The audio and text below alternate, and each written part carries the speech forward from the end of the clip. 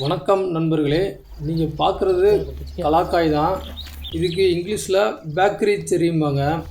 நம்ம பேக்கரியில் வாங்கி சாப்பிட்ற அந்த கேக்கில் பூரா இந்த பழத்தை தான் வச்சுருப்பாங்க. இது ரொம்ப பேருக்கு தெரியுமான்னு தெரில. தெரிஞ்சுக்கோங்க, இந்த கலாக்காயை தான் இந்த பேக்கரியில் உள்ள கேக்லலாம் வச்சுருப்பாங்க.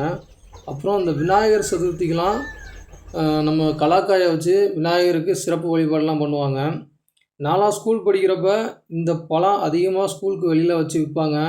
உப்பு மிளகாய் பொடி கலந்து வச்சு நாங்களாம் சாப்பிட்ருக்கோம். அதெல்லாம் நல்லாயிருக்கும். அப்போ அது ஒரு காலம். இப்போ இந்த செடியை பார்க்குறதே ரொம்ப அபூர்வமாக இருக்குது. இன்றைக்கி ஒரு காட்டுக்குள்ளே போனப்போ இதை பார்த்தோம். பாருங்கள், நிறையா இருக்குது, பறித்து சாப்பிட்டோம். கலாக்காய் பொதுவாக புளிப்பு சுவையில் தான் இருக்கும். ஆனால் பழமும் செங்காயும் கொஞ்சம் இனிக்கும்.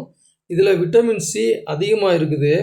இது மனிதர்களுக்கு அதிகமான ஆரோக்கிய நன்மையை தரும். சித்த மருத்துவத்தில் இதை அதிகமாக பயன்படுத்துகிறாங்க.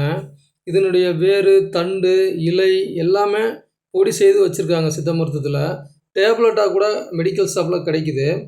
இதில் ஆஸ்துமா நோயை இது குறைக்கும், பித்தத்தை குறைக்கும், இதய ஆரோக்கியத்திற்கு ரொம்ப நல்லதுங்க. இது ஜீரணத்தை அதிகரிக்கும். அதனால் கலாக்காய் கிடச்சுன்னா மறக்காமல் சாப்பிடுங்க. வணக்கம்.